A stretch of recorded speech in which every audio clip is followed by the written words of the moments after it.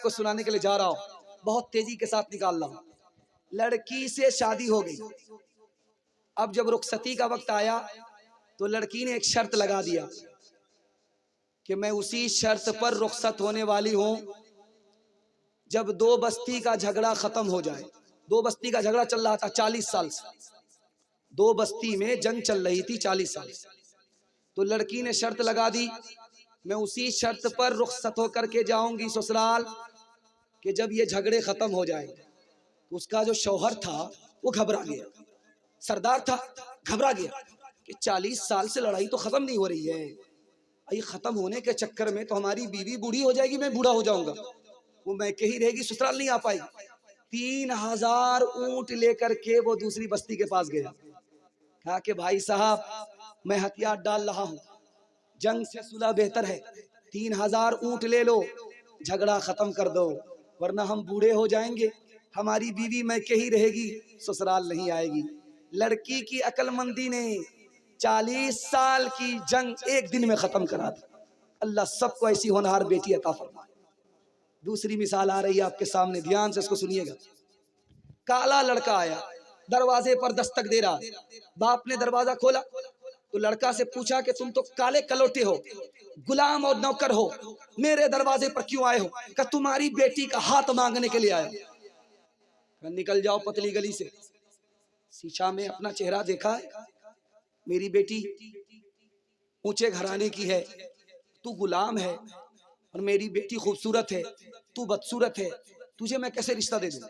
لڑکی سب سن رہی تھی، باپ اس کو واپس کر رہا ہے، لڑکی کہہ رہی کہ مجھے رشتہ منظور ہے، باپ اس کو واپس کر رہا ہے، لڑکی کہہ رہی مجھ کو رشتہ منظور ہے۔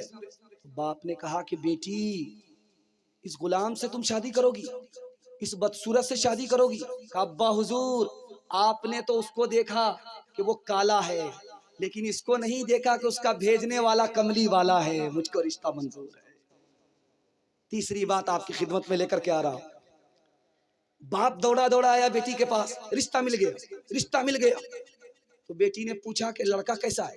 کہا سونار ہے، سونے کی دکان ہے، تم کو زیور پہنائے گا، تم کو سونے کا زیور بنا کر کے دے گا، ہمیں رشتہ بہت اچھا منظور ہے، ہمیں رشتہ مل گیا، یہ رشتہ ہم کو منظور ہے۔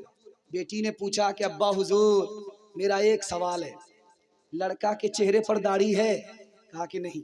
کہا سر پہ ٹوپی اور پگڑی ہے؟ کہا کہ نہیں۔ لڑکا نمازی ہے؟ کہا کہ نہیں۔ لڑکا روزے دار ہے؟ کہا نہیں۔ لڑکا حاجی ہے؟ کہا نہیں۔ تو لڑکی کہتی ہے کہ ابا مجھ کو سونا نہیں چاہیے، نبی کی سنت چاہیے۔ جو لڑکا خدا کا بندہ ہی نہیں، نبی کا امتی ہی نہیں، وہ میرا کوئی لحاظ نہیں کرے گا، مجھ کو طلاق دے دے گا، مجھ کو یہ رشتہ منظور نہیں ہے۔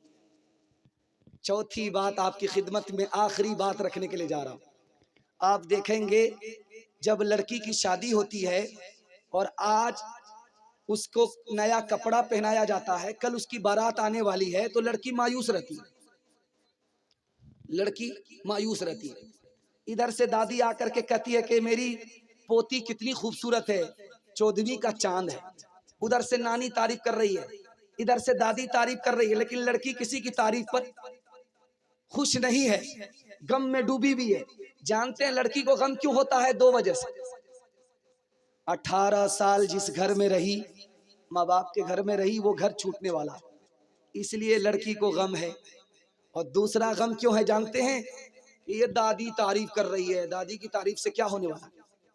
نانی تعریف کر رہی ہے، نانی کی تعریف سے کیا ہونے والا ہے؟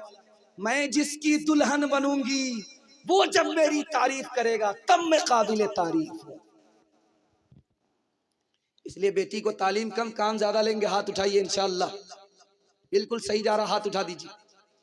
یہ دیکھیے ایک آدمی نے سیدھے کنارے میں ہاتھ اٹھایا، ہم بھی دعا کرتے ہیں کہ اللہ اس کو جلدی سے اٹھا لے۔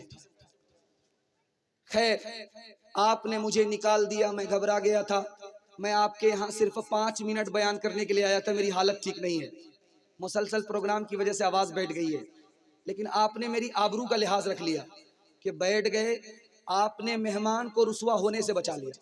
میں قبولیت کی گھڑی میں دعا کرتا ہوں اللہ آپ کو محشر کی رسوائی سے بچا لے، دین دنیا دونوں کی بھلائی سے مالا مال فرمائے۔ ہر چند ہو علوم ضروری کی عالمہ، شوہر کی ہو مرید تو بچے کی خادمہ،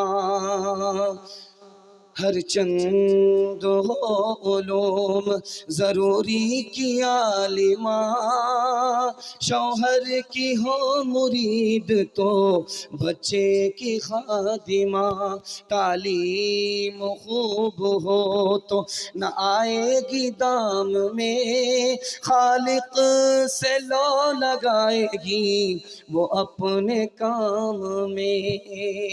3 کام کر لیجئے، 3 کام چھوڑ دیجئے، آپ کا جلسہ